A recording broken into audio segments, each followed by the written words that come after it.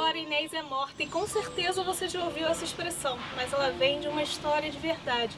Uma história de amor um pouco trágica. Escolhemos Coimbra, mais precisamente a Quinta das Lágrimas, para nos hospedarmos justamente por isso. Aqui nessa janelinha aconteceu uma das mais belas histórias de amor. Talvez esteja aí páreo duro com Romeu e Julieta. Lembra da história de Romeu e Julieta lá em Verona? Pedro era príncipe de Portugal. E Inês não era da família real. Então não era muito bem-vinda para a família real. Mas mesmo assim, Dom Pedro queria porque queria ficar com Inês. E aqui, às escondidas, eles namoricavam. E agora a gente vai entregar a nossa flor, que representa o nosso coração, para a mais nossa linda, bela flor. Quem é a mais bela, linda flor? Mãe. Mãe! Olha, um beijo pro papai. Um beijo pro Emanuel.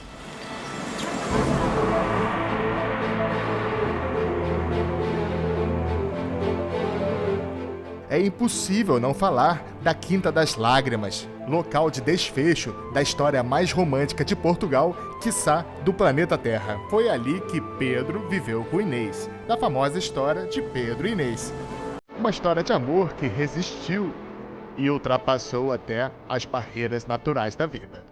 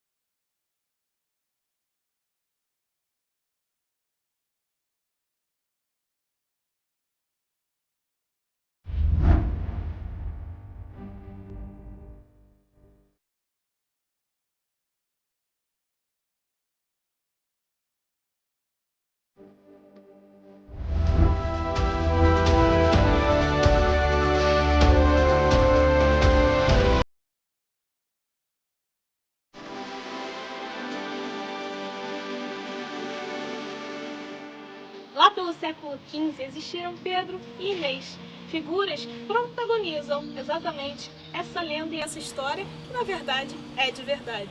A Quinta das Lágrimas, onde nos encontramos, foi criada pela Rainha Santa Isabel. Ela construiu aqui este palácio, onde passou os últimos tempos da sua vida.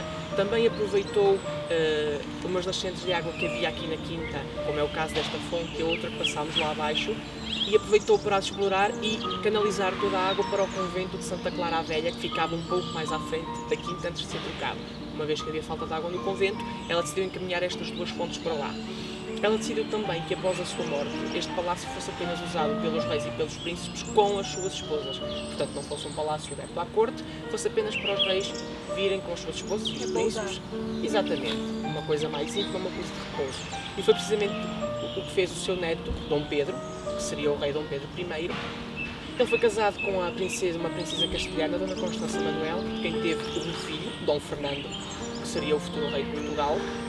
Dona Constança morreu de parto e ele, que desde que Dona Constança tinha chegado a Portugal se tinha namorado de uma das suas aias, Inês de Castro, decidiu assumir o amor com Inês de Castro e, contra a vontade do seu pai e contra a vontade de toda a corte, casar-se com Inês. Só que ela era castelhana de uma família que não era tão chegada à família do rei. Pedro ainda não era rei e seu pai odiava Inês. Não queria que ela interferisse nas ideias do reino, simplesmente porque imagina uma castelhana que pudesse ter o poder sobre o futuro rei de Portugal. Isso não era legal. E então, uma vez que Dom Afonso IV não consentia esta união, Dom Pedro abandonou a corte e veio-se fixar aqui na Quinta das Lágrimas com Inês de Castro. Eles passeavam nesta mata, eles namoravam nestes jardins. A fonte dos amores lá abaixo chama-se precisamente Fonte dos Amores por isso, pelo facto de eles ali namoriscarem na janelinha. Dom Afonso IV tentou várias vezes, tentou que o filho a deixasse, tentou várias maneiras, tentou que Inês de Castro abandonasse o país e uma delas funcionou. E então o rei foi obrigado a tomar a medida mais drástica de todas, que foi matar Inês de Castro. E apesar de toda a misericórdia que ela implorou ao rei e piedade, o rei não a teve e decidiu mandá-la matar aqui, à beira desta fonte. e assim o fez. Veio aqui enquanto Pedro foi caçar com seus amigos. E Inês estava aqui com seus filhos sozinha. 4 filhos na época. Para estar lá sangue frio, à frente dos seus filhos, e por isso esta fonte se chama Fonte das Lágrimas. Há quem diga que a água que corre começou com as lágrimas que Inês chorou, portanto que ela chorou tanto pela sua morte que até uma fonte se criou. Dom Pedro ficou sempre com o seu coração cheio de dor, cheio de vingança, azedo, com aquela vontade de se vingar por todos, e isso valeu-lhe 2 apelidos, que foi o Cruel ou o Justiceiro, porque ele no seu reino depois tomou essa medida. Qualquer uma das pessoas, fosse nobre ou fosse do mais baixo povo, seriam julgados da mesma maneira. Deixou de ter piedade para quem quer que fosse, e daí ele ser conhecido como o Justiceiro por aplicar a justiça a todos, ou o Cruel pelas formas como a praticava. Matou os outros. Exatamente. Mas ainda acontece um pouco pior na história. Dom Pedro decidiu mandar construir 2 belos túmulos em Alcobaça, para ele e para a sua esposa, e trasladou-a daqui de Coimbra para Alcobaça numa grande procissão. Mas antes de a sepultar eternamente em Alcobaça, ele sentou-a no trono, depois de morta, coroou a rainha e diz que obrigou toda a corte portuguesa, portanto todos os nobres, a passar diante dela, a ajoelhar e a beijar-lhe a mão, dizendo: salve Inês de Castro, rainha de Portugal. Por isso Inês de Castro é conhecida e é cantada na nossa obra Os Lusíadas como aquela que depois de morta foi rainha. E é um facto, ela figura como uma das rainhas de Portugal com o título de rainha póstuma. Hoje em dia, eles estão os 2 sepultados em Alcobaça, com uma curiosidade interessante, mas isso iremos ver mais tarde. Ai, meu Deus, que história linda e fúnebre, né? Um pouco. É sem dúvida uma das mais belas, mas também das mais trágicas que há em todo Portugal. Entre ele ter sepultado ela aqui perto e feito isso de beijarem as mãos e etc, teve muito tempo, porque ela já estava em decomposição, ou não? Sim, ela já estava em decomposição, não teve muito tempo, até porque ele também não viveu assim uma vida tão longa, mas sim, parece que ela já estivesse em decomposição. Também é assim, não há nada propriamente certo que comprove que isto se passou. É um pouco a lenda popular, há alguns registros, mas que, portanto, fica um pouco pelo lendário, pelo misticismo das pessoas, mas creio que sim, que realmente ele tenha feito isso, e tudo leva a crer que sim, pelo facto de ele ser uma pessoa sem coração com tudo o que se passou.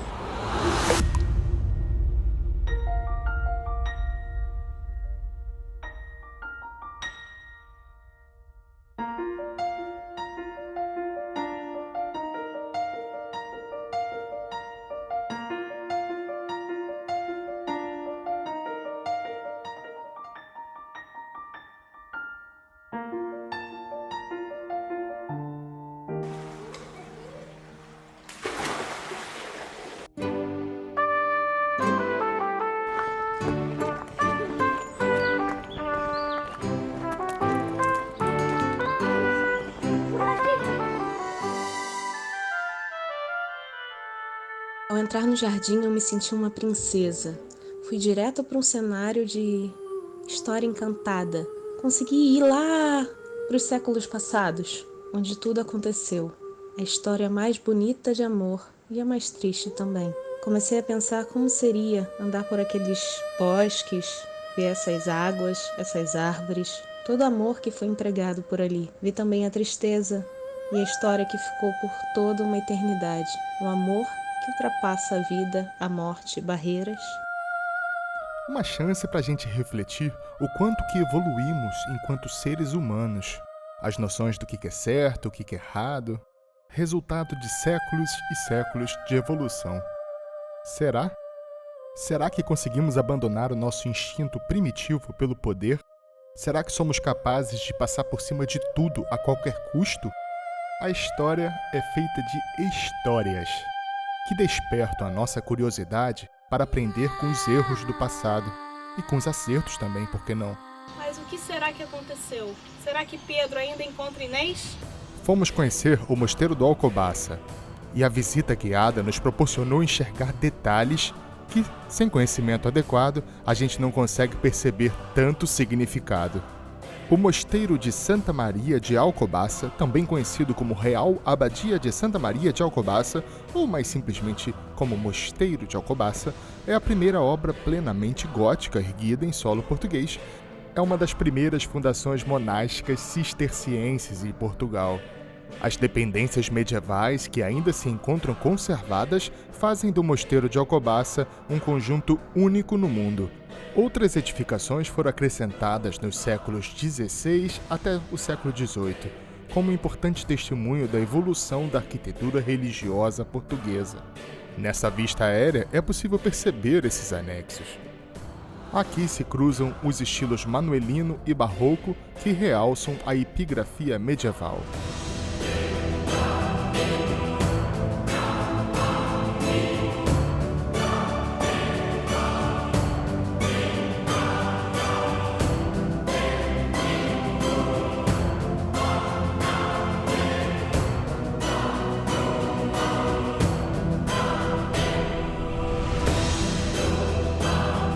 A igreja, com 100 metros de comprimento, representa o maior espaço religioso gótico existente no país, e a sua planta, em forma de cruz latina, contempla um deambulatório que integra 9 capelas radiantes.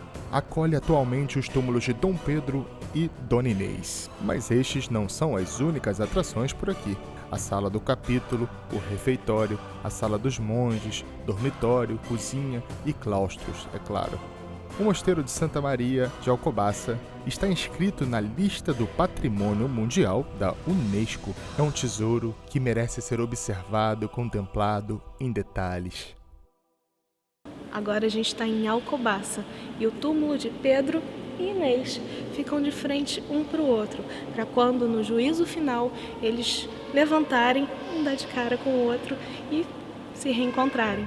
Após a morte trágica de sua amada em 1355, Dom Pedro I mandou construir 2 monumentais arcas tumulares para a deposição dos respectivos restos mortais. O corpo de Inês de Castro foi trasladado para o Mosteiro de Alcobaça em 1361, ocupando uma magnífica arca.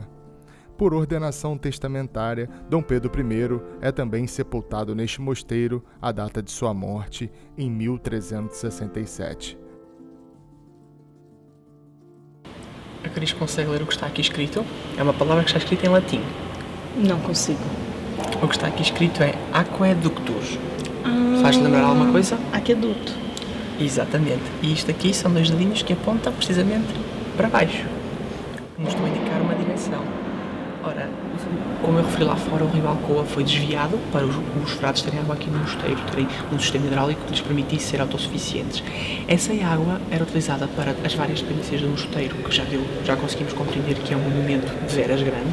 Portanto, desde cozinha ao lavabo, às hortas que eles tinham, aos jardins que tinham também nos claustros, a água circulava, mas a água ia também para fora do mosteiro para regar os campos, quer os monges que cultivassem, quer as pessoas do povo que cultivavam fora. Portanto, a água era distribuída. E a água era distribuída precisamente aqui neste sítio, dentro da igreja. Ou seja, aqui temos esta indicação de aquedutos, porque aqui existia um alçapão, que hoje já não existe, em que entrava um menino, e que seria sempre feito com uma criança. Ela entrava, porque era pequenina, atravessava a igreja toda até ao outro lado, onde agora temos aquela porta, e era ali que elas comandavam a água, portanto, abrindo uma porta, fechando outra. Portanto, agora vai para a cozinha, fecha-se para o lavabo, agora vai para fora do mosteiro, fecha-se cá dentro, agora vai para a cerca, e era a partir dali que se fazia toda a distribuição da água.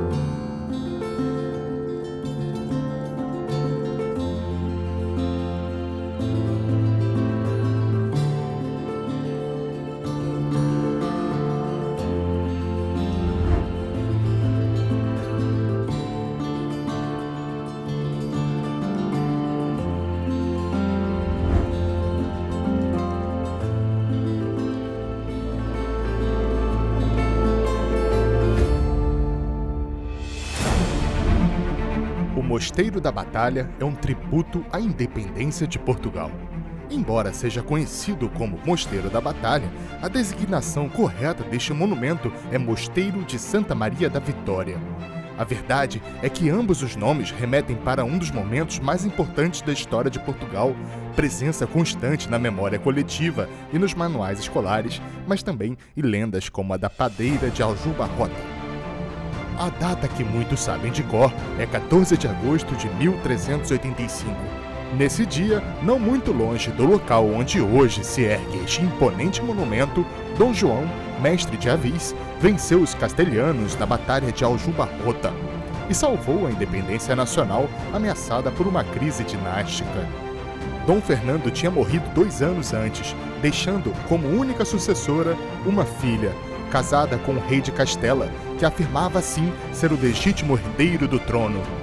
Essa pretensão foi contestada por Dom João, que, com a ajuda de Dom Nuno Álvares Pereira, viria nesse dia a travar a batalha decisiva para consolidar uma subida ao trono. Como prova de sua gratidão à Virgem Maria, a quem tinha pedido para interceder junto de Deus, o novo rei decidiu construir um mosteiro, doando depois a Ordem Dominicana. A sua importância histórica e monumental seria reconhecida pela Unesco, que lhe atribuiu em maio de 1983 a classificação de Patrimônio Mundial da Humanidade. Quem visita o Mosteiro da Batalha deverá também guardar algum tempo para apreciar os vitrais dos séculos XV e XVI, executados pelos maiores especialistas dessa arte durante aquele período. Imponente, destaca-se pela sua monumentalidade. É um dos edifícios mais representativos do gótico português, mas como sua construção se prolongou por 2 séculos, foi largamente influenciado pelo manuelino, tendo também alguns apontamentos renascentistas. O passar dos anos e o fato das obras terem sido entregues aos homens de gostos e épocas diferentes, faz com que este não seja um monumento com uma arquitetura linear, mas uma mistura de várias tendências.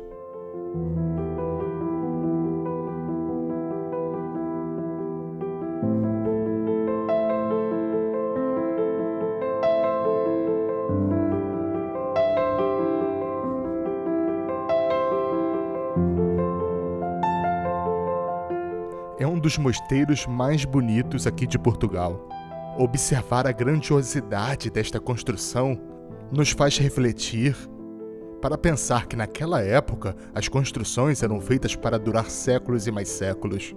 É um legado da existência e do poder, dos tesouros que hoje ficaram para a humanidade poder contemplar.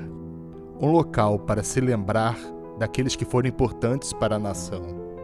É uma forma de se tornar imortal, na forma de arte e de religião. Continuamos nossa viagem e agora a gente está no Mosteiro da Batalha, mais precisamente na capela do fundador. Aqui foi construído a pedido do Dom João I, filho do Pedro, aquele que acabei de falar, de Pedro Inês, exatamente. Aqui é o panteão dele e de toda a sua família. Dele, do Dom João, que inclusive está atrás de mim, junto com a sua esposa Filipa. Essa é a primeira cripta a nível inglês, onde os dois eram sepultados juntos. E se você reparar, até a mãozinha está dada, é a coisa mais linda do mundo. Super romântico. Aqui temos o túmulo de Dom Afonso V, rei de Portugal e da sua rainha. Dom Afonso V era neto de Dom João I, portanto, este era filho de Dom Duarte.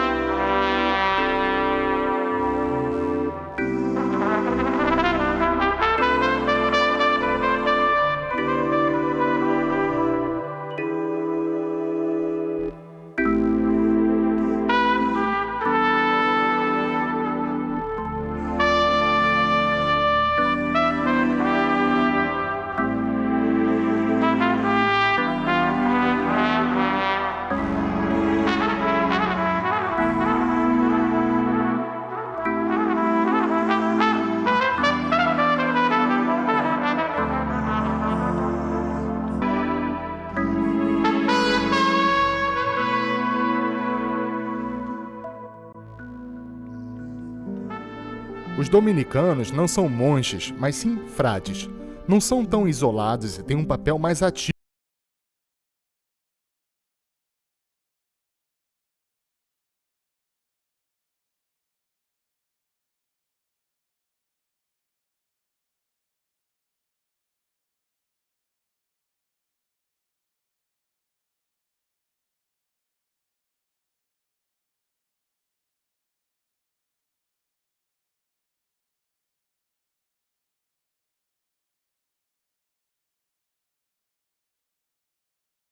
Também um belo passeio em família. Até porque o que conta é a imaginação mesmo, né? E você pode imaginar várias coisas de diversas formas para fazer a sua experiência ainda melhor.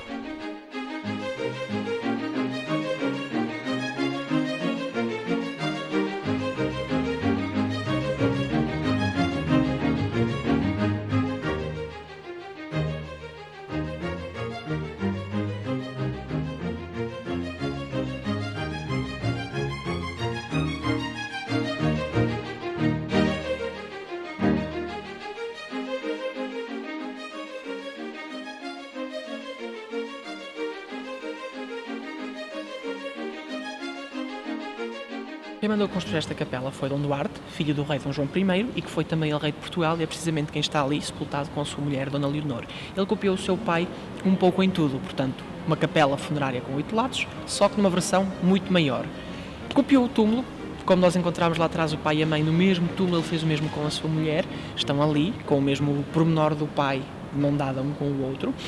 Porém, ele mandou começar estas obras e ele morreu 2 anos depois destas capelas terem começado. Significa que ele não viu nem perto de meio essas construções e não chegou a ser sepultado nelas. No imediato, quando ele morreu, ele foi sepultado no mosteiro, esteve sempre pela igreja. Este túmulo, até ao século XX, estava no centro do retábulo barroco que existia na igreja e que no século XX foi retirado, e foi então quando Dom Duarte veio para aqui. Fazia todo o sentido trazê-lo para o sítio que ele próprio teria mandado construir para ser sepultado. É o único da família que está aqui, mais nenhum ficou aqui sepultado, contrariamente ao seu desejo. Nas capelas conseguimos encontrar vários elementos, portanto, góticos, manuelinos, um pouco renascentistas, porque estas capelas foram sendo continuadas por todos os reis que passaram, até Dom Manuel I. Dom Manuel I foi o último rei que fez alguma coisa neste mosteiro, mais especificamente nestas capelas. Prova disso é este pórtico que está aqui, com todos os pormenores característicos do estilo manuelino. E Dom Manuel não as acabou porquê? Se continuou as obras e não as acabou porquê? Porque Dom Manuel, falamos do século XVI, período do apogeu do Império Português, portanto descobertas lá em cima, Portugal estava em alta, e Dom Manuel pensou, ora bem, este mosteiro está para sempre ligado ao nome do Dom João I. Embora seja da minha dinastia, a dinastia de Avis, ele estará sempre ligado ao outro e não a mim. E portanto, eu vou acabar aqui este mosteiro, vou gastar o meu dinheiro, vou aqui fazer obras, vamos chegar ao final, isto nunca será meu. Eu estou num período de tanta glória em Portugal que eu tenho que deixar o meu nome de alguma forma. E foi então que ele decidiu mandar construir o mosteiro dos Jerónimos, em Lisboa. Ora bem, Portugal estava num bom período, éramos um país rico, mas não éramos um país milionário, portanto, ter homens, mão de obra, material, dinheiro para construir 2 conventos ao mesmo tempo, não havia. E então o Mosteiro da Batalha decidiu terminar essas obras, não as acabando, como claramente se percebe, e todos os homens, todos os materiais, todo o dinheiro foi canalizado daqui diretamente para Lisboa, para então se começar a construção do Mosteiro dos Jerónimos, que até hoje em dia ficou para sempre ligado ao nome de Dom Manuel I. Estas capelas imperfeitas nasceram inacabadas e, por muito que me custe dizê-lo, hão de morrer inacabadas. Mas ele fez bastante coisa, porque é muito detalhado e é muito bonito.